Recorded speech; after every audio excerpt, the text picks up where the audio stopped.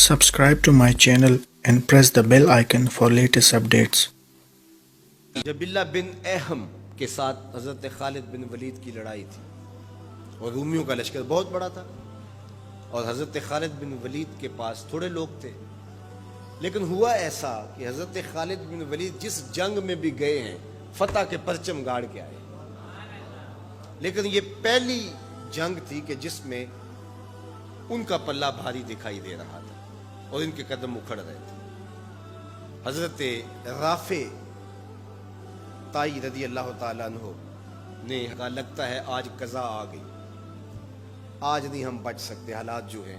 हज़रत खालिद बिन वलीद कहने लगे, हाँ मुझे भी यही लगता है कि कज़ा आज आई ही आई।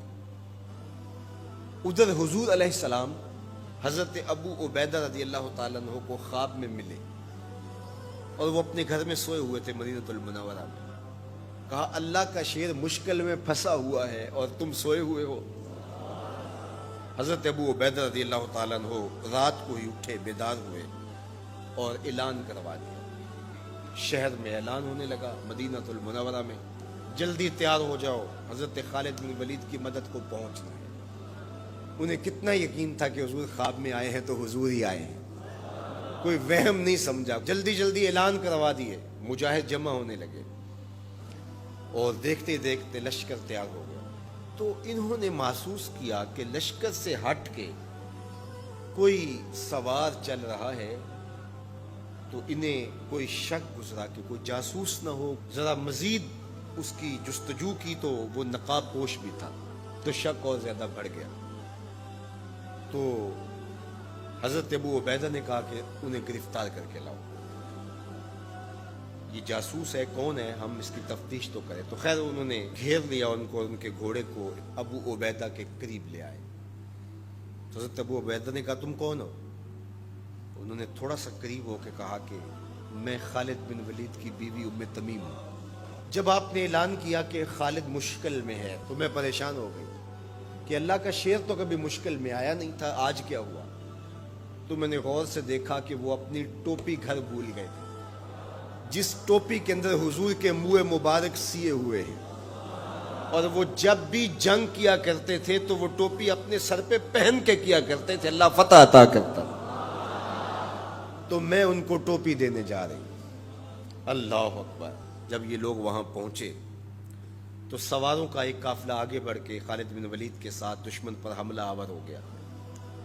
एक नकाब पोश सवार आगे बढ़ता है और हाथ में तलवार है और दुश्मन पीछे हटता चला जाता है। तो खालिद बिन वलीद को रश्क आया उसकी बहादुरी पे और खुश भी हुए और हालते जंग में अपने घोड़े को एड़ लगा करके उस सवार के करीब हुए और कहा, नकाब पोश जवान तुम कौन हो, इतनी बहादुरी से लड़ रहे हो?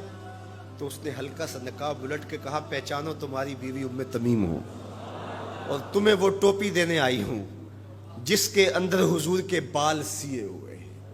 तो हज़रत खालिद बिन वलीद को उन्होंने टोपी अता की और उन्हें सर पे रखी। अल्लाह ने उसी दिन मुसलमानों को फतह अता कर। ये हुजूर अलैहिस्सलातु वस्सलाम के बालों की बरकत थी। हज़रत उम्मे सलमा रज़ी अल्लाह ताला अन्हा के पास, ज़ौजे रसूल सल्लल्लाहु अलैहि वसल्लम के पास हुजूर के मुबारक बाल थे। हज़रत उस्मान बिन अब्दुल्ला रज़ी अल्लाह ताला अन्हु कहते हैं कि मदीने में अगर किसी को नज़र लग जाती या कोई बीमार पड़ जाता तो वो उम्मे सलमा सलामुल्लाह अलैहा के पास आ जाते, तो वो फिर डबिया से बाल निकालती और पानी के गिलास में उन बालों को जुम्बश देती और उन बालों की बरकत से वो पानी जब बीमार पीता अल्लाह उसको शिफा अता करता। ये हुजूर के मुबारक बालों की बरकत है। अल्लाह अकबर। और एक दिन हुजूर गुस्ल करके आए और स्याह रंग के मुबारक बालों, अल्लाह अकबर, का हुस्न और नुमाया हुआ। तो हुजूर ने ऐसे हाथ डाल करके एक बाल अलग किया और साथ इरशाद फरमाया, मन अज़ा शारतम मिन शारी फल जन्नतु अलैहि हरामुन।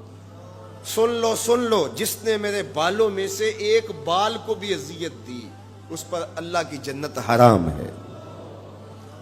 हम तो हुजूर के गुलाम हैं, हुजूर के नौकर हैं। حضور تو حضور رہے، حضور کے بالوں کی توہین بھی گوارا نہیں ہے۔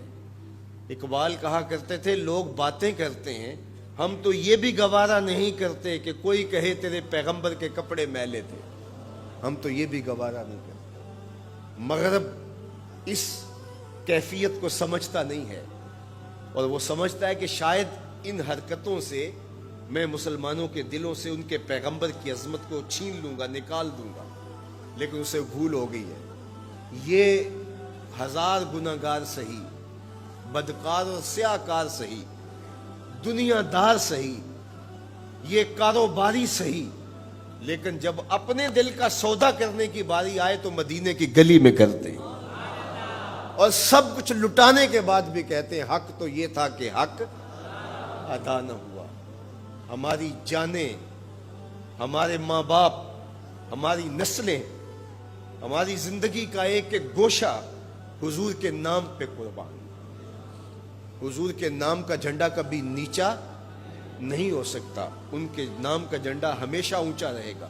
چاند کی طرف منہ کر کے تھوکنے سے اس کی نوری کرنوں کو میلا نہیں کیا جا سکتا، تھوکنے والے کا تھوکا اس کے اپنے منہ پہ آ گرے گا۔ تبت یدا ابی لہب و تب کا تازیانہ آج بھی دشمنان رسول اور شاتمان رسول پہ برس رہا ہے، اور میرے نبی کا نام کل بھی اونچا تھا، میرے نبی کا نام آج بھی اونچا ہے، رہے گا یوں ہی ان کا چرچا رہے گا، پڑے خاک ہو جائیں جل جانے والے۔ ہمیں غور کرنا ہوگا کہ آج ہمارے اوپر یہ جو آزمائشیں اور یہ ابتلائیں ہیں اور یہ امتحانات سے ہمیں گزرنا پڑتا ہے، اس سے دردناک امتحان امت کے لیے کیا ہو سکتا ہے؟ تو کیا اب بھی ہم فرقوں میں بٹے رہیں گے؟ اب بھی ہم ایک دوسرے کے گریبان نوچتے رہیں گے؟ آج بھی ہم جو ہے وہ غفلت کی زندگی گزاریں گے، یا اپنی زندگی کی ایک ایک سانس حضور کے قدموں میں رکھ دیں گے؟ تو محبت کا تقاضا یہ ہے کہ اپنی ایک ایک سانس حضور کے نام پہ قربان کریں۔